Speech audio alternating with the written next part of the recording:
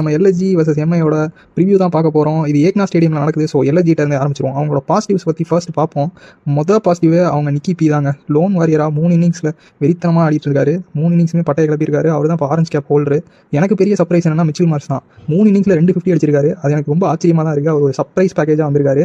இதை பாசிட்டிவ்னு சொல்கிறதா இல்லை நெகட்டிவ்னு சொல்கிறதான்னு தெரியல. அவங்க பவுலிங் யூனிட் ரொம்ப இன்எக்ஸ்பீரியன்ஸ்டாக இருக்குது. பார்க்க ரொம்ப வீக்காக இருந்தாலும் அவங்க ஓரளவு டீசெண்டாக பண்ணியிருக்காங்கன்னு தான் சொல்லணும். அடுத்து நம்ம ரிஷப் பண்டோட இதுதான் நெகட்டிவ். அவர் அந்த 27 crores அவரை வெயிட் டவுன் பண்ணுதா என்னன்னு தெரியல. ரொம்ப மோசமாக ஆடிட்டு இருக்காரு.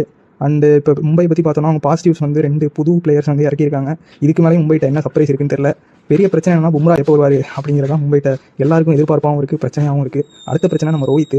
அவர் என்ன விளையாடுறாருன்னு யாருக்குமே புரிய மாட்டேங்குது. எப்போ பொலாட் போனாரோ அப்போ தான் மும்பைக்கு பிரச்சனை ஆரம்பிச்சது. Can Hardik be the new Pollard? அவரால் பேட்டிங்கில் பார்ட்டிக்கு வர முடியுமா பார்ப்போம். அப்படி வந்தால் இந்த எல்எஸ்ஜி டீமுக்கு அகேன்ஸ்டாக எம்ஐயால் ரொம்ப நல்லா பண்ண முடியும். ஸோ இதை என்னோட கணக்குப்படி இன்னைக்கு மும்பை தான் ஜெயிக்கும்னு நினைக்கிறேன். நீங்கள் என்ன நினைக்கிறீங்கிறத கமெண்ட்ஸில்